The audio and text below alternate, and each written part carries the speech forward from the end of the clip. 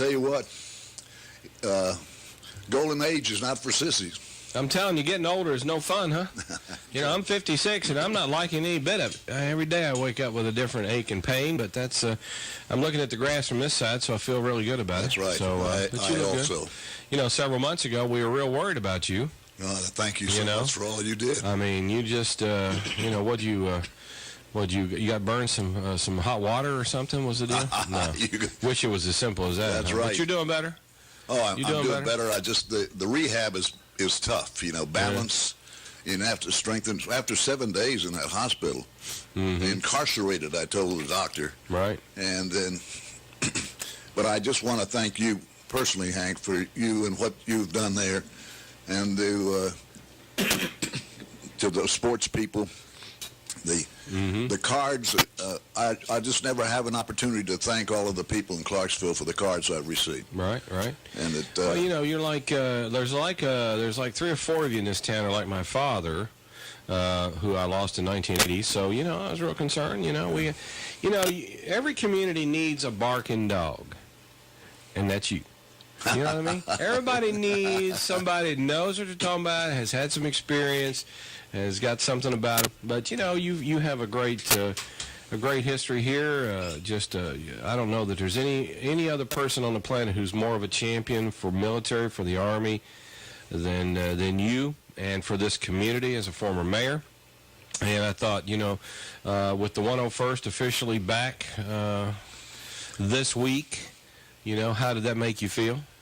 It's fabulous. These troops are so good. And incidentally, I noticed in the paper this morning with Dr. Willard, who I have been with a number of times, along with the Godfather, Art Lombardi, and Colonel Bob Jones when he was alive.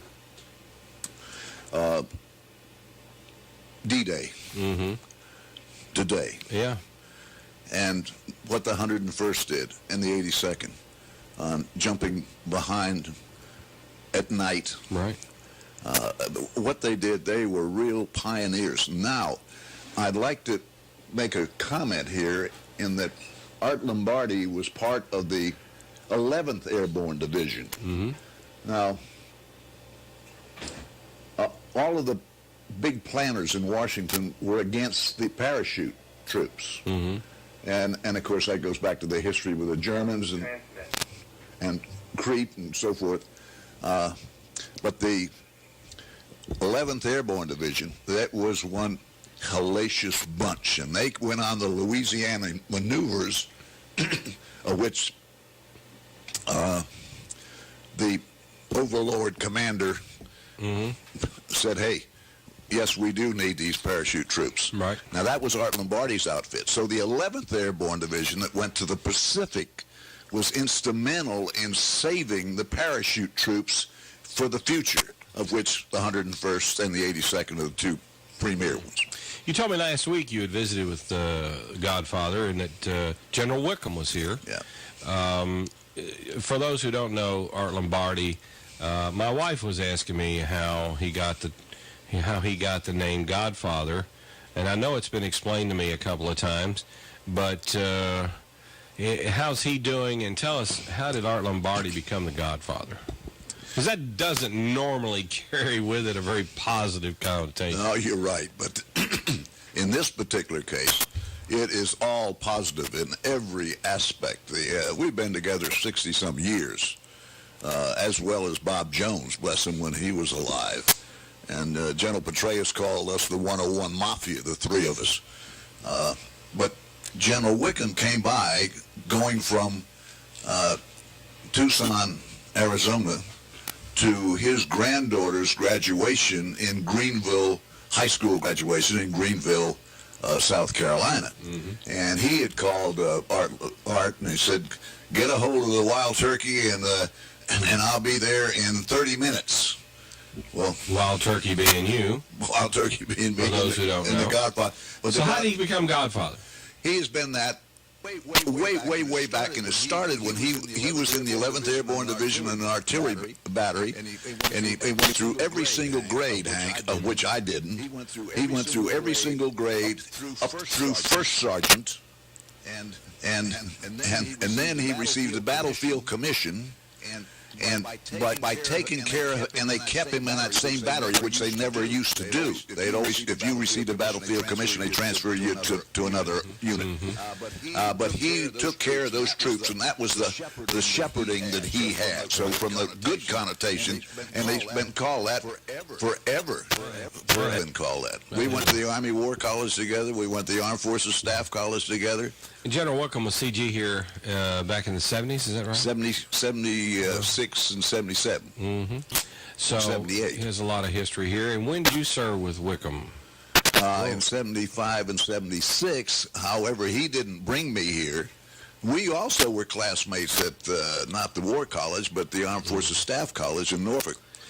So seeing the troops get home officially, we know they've been redeploying for several months now, but the official return, I guess, of the colors and the general and all that, I mean, how did that make you feel? And I know that this being home is somewhat short-lived for some of them, but how did it make you feel to get them home?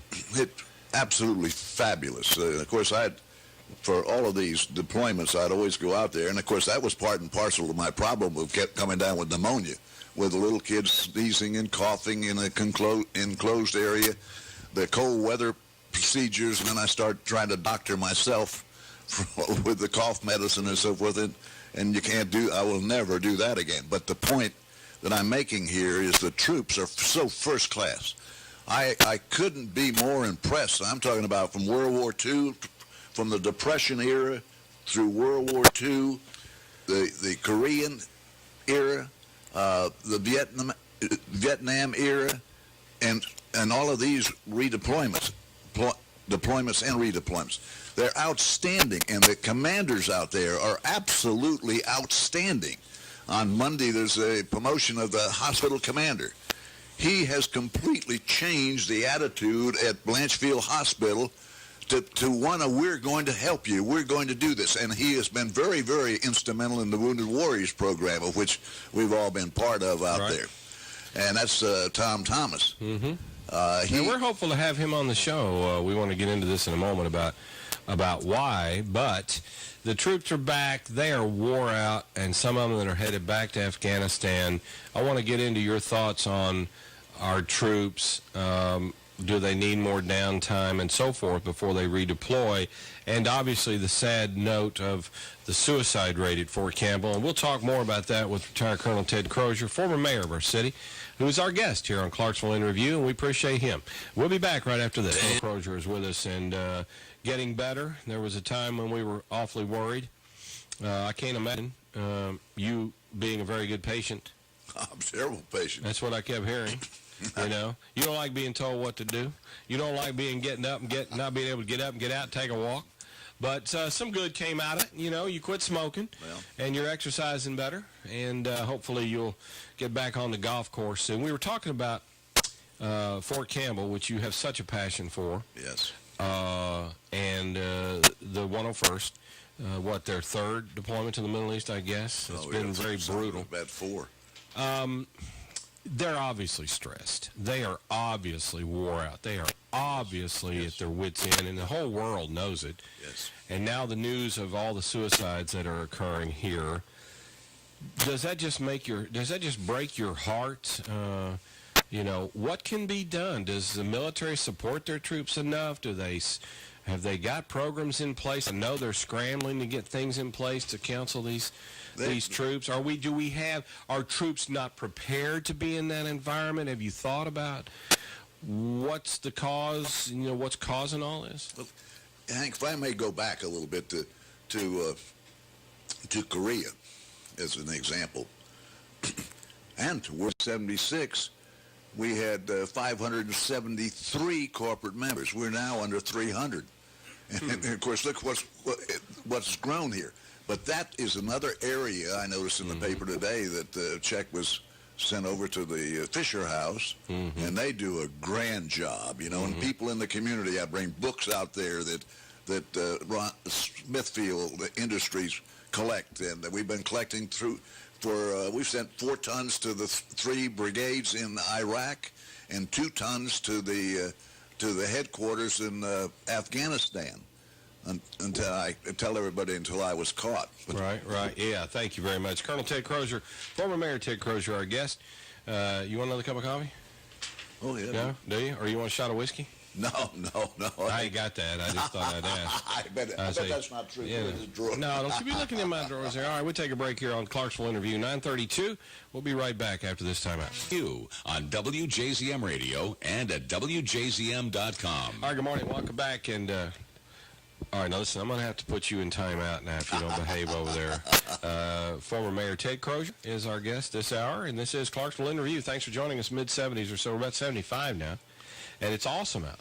The downtown market's going on, flying highs tonight, Relay for Life last night, big golf tournament out at Swan Lake today. A lot of you may be out running and biking and working in the yard or whatever. It's just great weather, and hope you're off to a good start for the weekend. Colonel Ted Crozier, as we said, is our guest here. We're so glad that he is doing much better than he was earlier this year. When was it you fell ill? Was it March, February? Yeah, March? When was that? I guess so. It was. I know it was awfully cold. Yeah, I was still getting my brand new hip all jacked up into place and whatever. During the OVC tournament. Huh? During the OVC tournament. The baseball tournament was when you fell? The basketball. Oh, the basketball tournament. Oh, okay. And, of course, I told the doctor down there at Centennial, I said, is this where I was incarcerated? Because they jammed that thing. I never knew. I don't want to hear about all that. I don't either. I don't want to hear about it. Scares me. You're doing better, and that's all that matters. That's right. And the 101st is back officially. So your impression of what's the next move for Fort Campbell? We keep hearing, are they sending some troops in August to Afghanistan? Or that's kind of a quick turnaround. And give us a break, And how do you feel about that? I mean, I know you're a troop, you're a veteran, you're a soldier, you're a war dog, and that's their job, that's their purpose. But what's the deal? Are we? I wish we had more dwell time. Yeah. So that we can straighten out some of these problems. And General Townsend was exactly right in what he said. Hey, chill out. Let's get to know each other better. And if there's a problem, don't be afraid to say something about it. And then the Secretary of Defense, right, Secretary Gates, said that we are going to put down that nothing happens to anybody, which is difficult to do. See, that's unusual for civilians to understand. Yes. Is why they do that. I guess we all have medical records. All our health issues are all documented somewhere.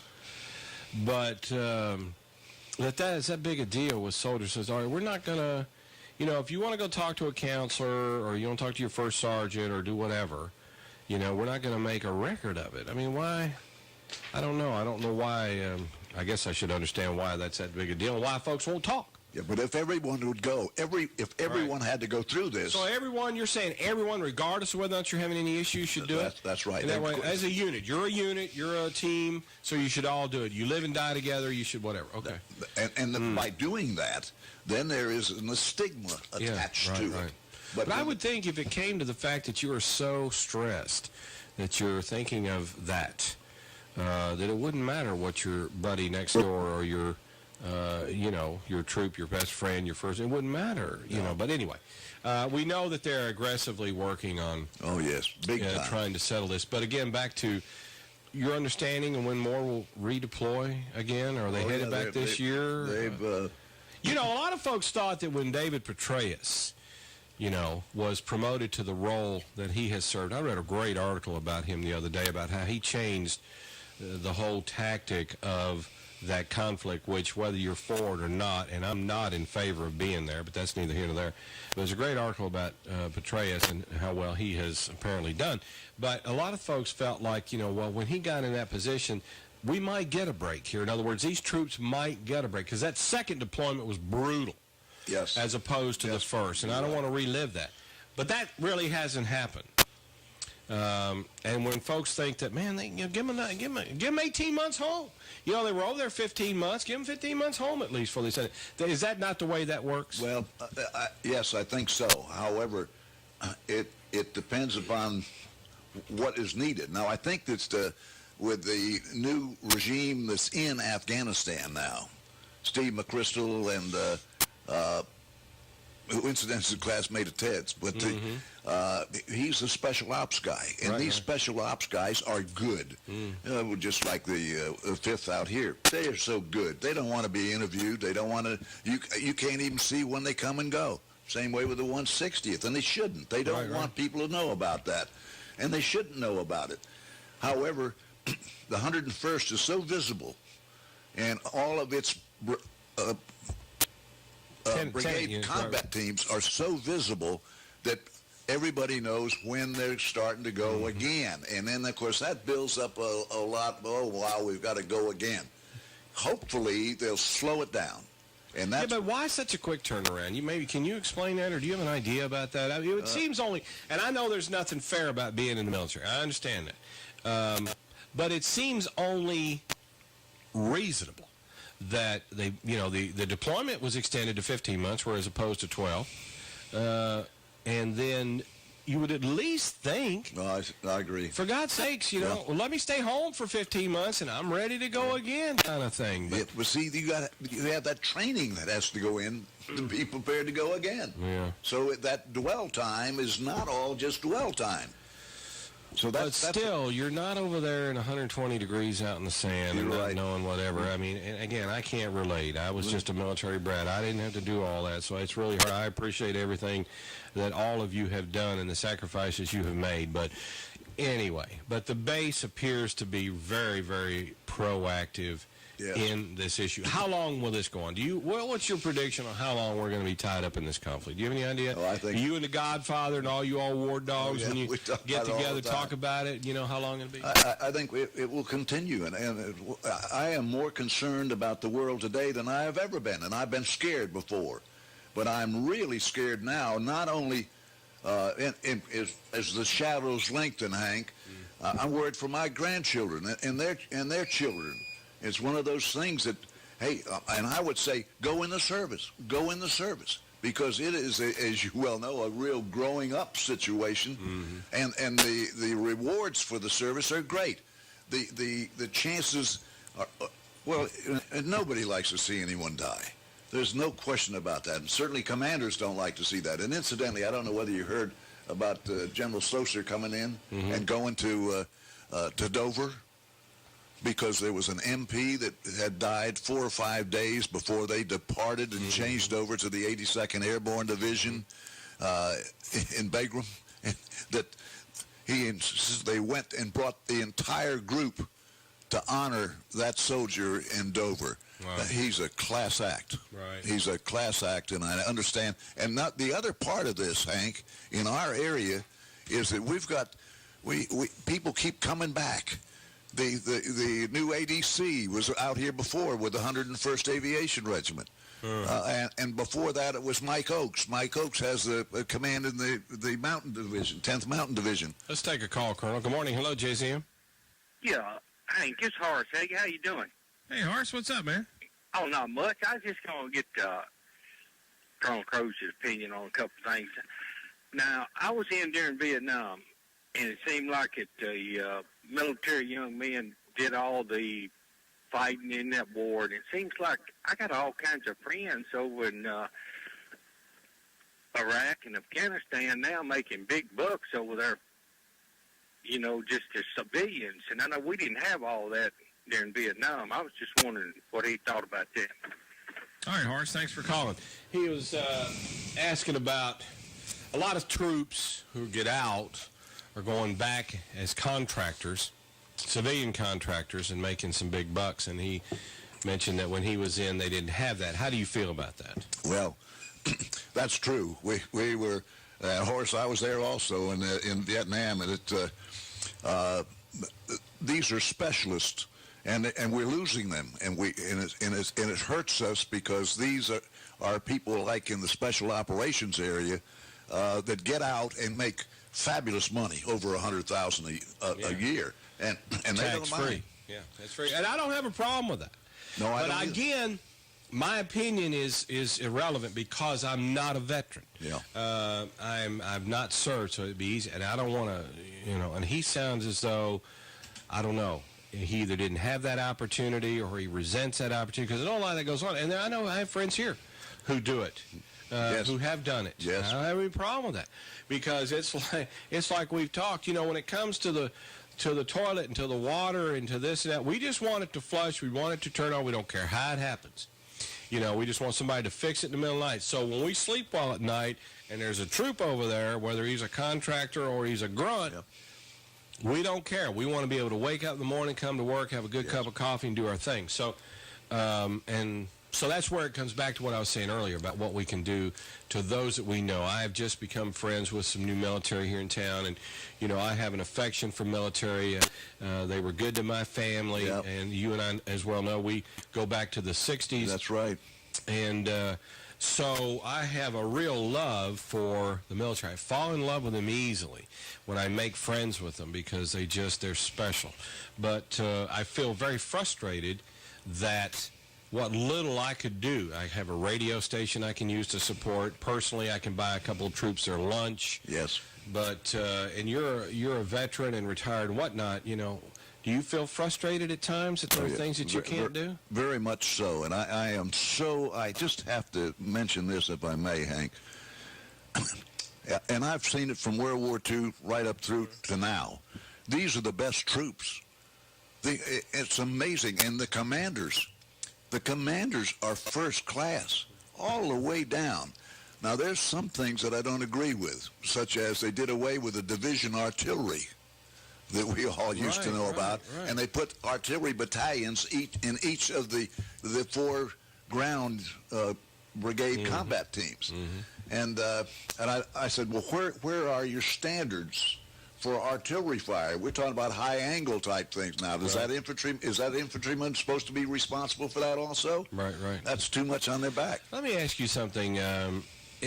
You know, when I talk to veteran military men of all ranks and of all service, you know, when it comes down to talking politics, they're very uncomfortable with that. It's very, and you've been a politician, I want to separate that. You've been mayor. You've been in politics, I should say. So, you know, when you try to get an opinion out of a soldier about the politics of this war or of any war, is it your observation just over the last 8 years, 12 years, 4 years or whatnot, that it is more political than it should be, that, you know, and the troops are caught in the middle of this thing? How does that make you? Because you've been through this for years. And, you know, the days of Kennedy and Eisenhower and going back up through the ranks of all these former presidents, does it seem that just in the last 4 years, 8 years, 12 years, that the Army, our military, has become more of a political hot button and we just go where it's politically correct or do what's politically correct? Absolutely, and I think it is so wrong, and I watch what's going on in Congress, you know, and they pull this way and that way, and they want to do what is in their best interest to be reelected, and that just upsets me to no end. We ought to have term limits. Let's go back to what the Constitution said. And now we have the leader criticizing the people who we should be patting on the back for keeping us free. Right. So yeah, don't open that can of worms. No, I ain't got that much time left. I just tell you. But listen, David Petraeus, General Petraeus, you know, who among many who have come through here, has gotten rave reviews from the moment he left here to the moment he took over the theater there, and yet it seems that politically he didn't change the landscape much, or wasn't able to change the landscape much. This article I referred to earlier, I want to say I read it on in one of the news sites, one of these crazy sites, but it was a very legitimate review. I think, who was the fellow that took over? You just mentioned him. Went to school with your son. Went to the academy with your son. Terry McChrystal. It was a transition between the Petraeus and McCarran. Huh? McCarran, the one that they relieved. Of course, I think. Right. I think they shouldn't have said relieved. In my opinion, they should have gotten him out of there, you know, without saying he's relieved. But they had to do because of the politics that you just talked about. But anyway, I've always read, and even when he had to face, you know, the Congress when he came back, whatever, he just really stood out. He stood out. So it seemed as though that David Petraeus may have been able to have an impact that I have not seen. That I don't think that even Fort Campbell has felt because of the politics, and that's why I ask you, as a veteran, as a commander, as a soldier, dangerous? And with the new commander-in-chief, and I don't want to start this argument about Obama and Bush and whoever, No. but with this commander-in-chief who the military supports and salutes with respect and follows, the commander-in-chief, is it a change that a lot of veterans like yourself are concerned about? No, I think the what he has done there in Afghanistan with McChrystal and Eikenberry, I believe, is a classmate of McChrystal's also, who is, I understand, a 3-star general, and he is the ambassador over there. They said he's a no-nonsense guy. So we got two people right there at the top that are working the special ops. And special ops is what we need. We don't need a tank battalion over there. That's not going to do any good. You're just vulnerable. But special ops, and that's where General Petraeus has come in, because he's the one who has made that switch to get them in there, realizing what is there. McChrystal's story is an interesting story. What little I've read this week about him, and I would not have learned about him this week had I not been drawn to anything about David Petraeus. And and I'm not as astute on the logistics of this, but what I will say is that, and I'll relate this to my business in broadcasting. When people come into this business, ask me about what should I do or not do or whatever, the best announcers, like in play-by-play or whatnot, are the ones that you really don't even notice are there. All right? So if you're listening to a play-by-play, and I think radio, obviously, is the greatest medium because it paints a picture and tells a story.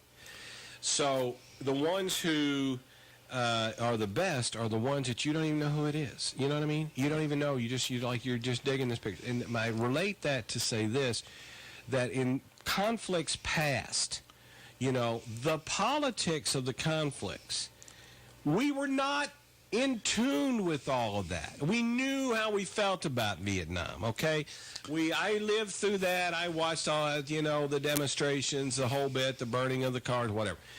But, maybe it's when it started. I don't know. But the politics of it all is starting to overshadow, I think, the conflict or the mission. And what I mean by that, that's a bad announcer when the game is more about the announcer and not the game, and where this conflict is more about the politics and not the mission. Does that make sense to you? Yes, you're exactly right. I mean, and I'm not asking whether you agree or disagree, but that's my perception. And does that bother soldiers like yourself and even these soldiers that we're hearing about at Fort Campbell? Right. You're absolutely correct. I think that, of course, General Petraeus is such a high-profile person that the Congress is hanging on every word that he says, and he doesn't want it that way. He much would say, "Hey, here's what we think we ought to do," and have it done. But now, be honest. Don't you think just once he'd like to walk into Nancy Pelosi's office and just kind of pop her upside the head one time? Don't answer that. You want me to? I'll answer it. Don't you think he'd like to kind of walk up to Harry Reid one time and say, "Look, I'm going to bust you right in the chops" or something? I mean, I know he would never do that. And soldiers never do that. That's why we're the greatest military. We're the greatest country on the planet. But anyway, well, I'm glad you're doing better. What's on the horizon for you? I guess I couldn't let you get out of here without... You got any comments on local politics? This community that you had so much to do with as our mayor, and how far we've come. I don't think I've talked to you since the HSC announcement, but that's a great deal, and all the leadership we've had up through your generation, your administration and so forth, all led to this.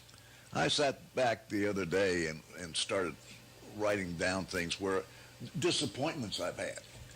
Disappointments. One is and you heard it yourself a year ago. Down at the Riverview, our first priority is consolidated government.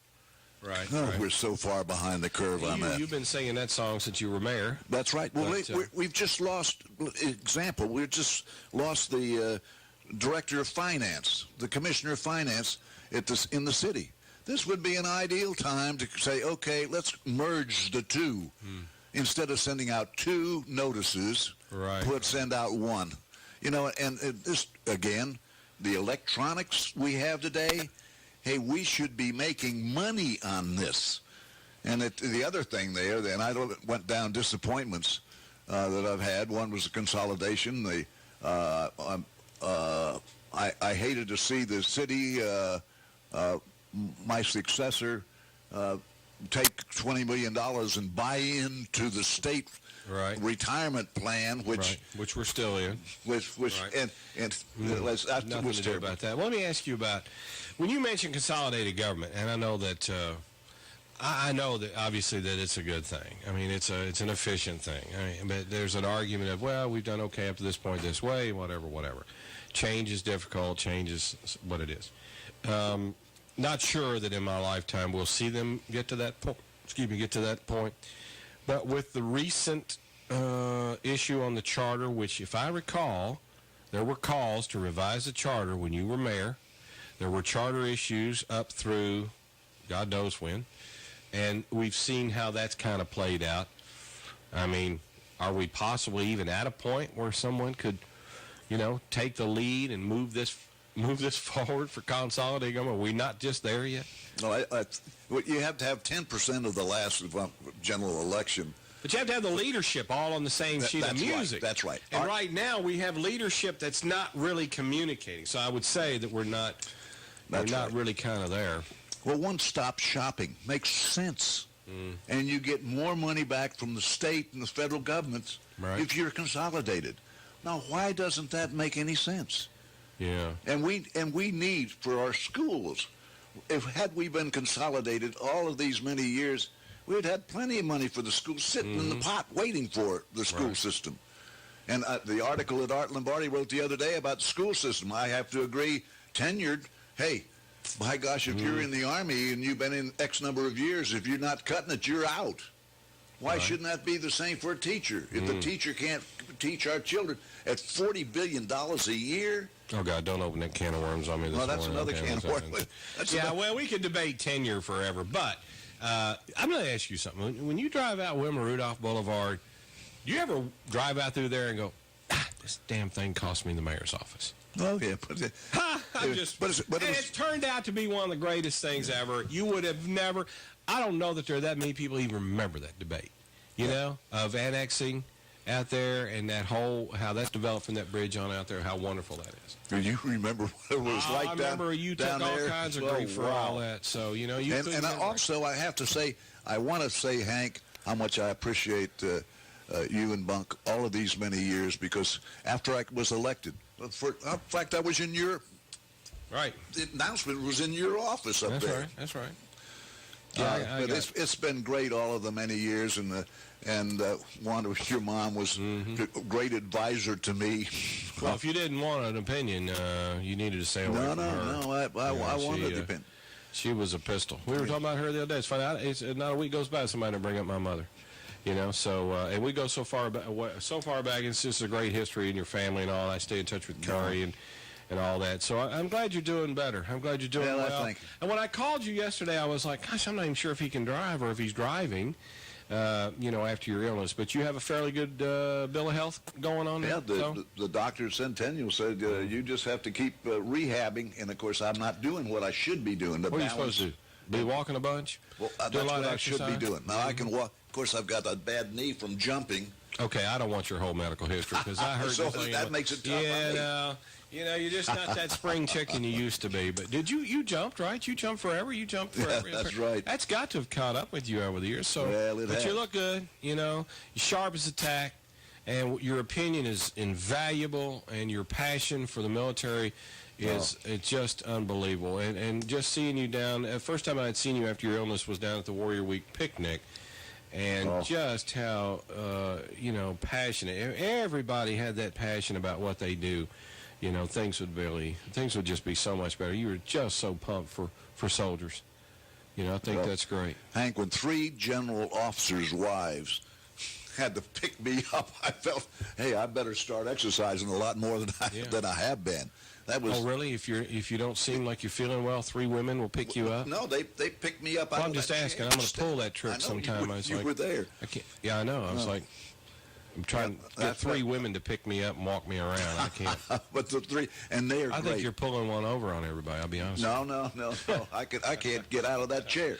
And of course, then I worry a little bit about the balance. Right. So, well, good luck to you and stay healthy. And, okay. We appreciate you. We love you. Appreciate you coming in on short notice. Hey, that's no problem. All right.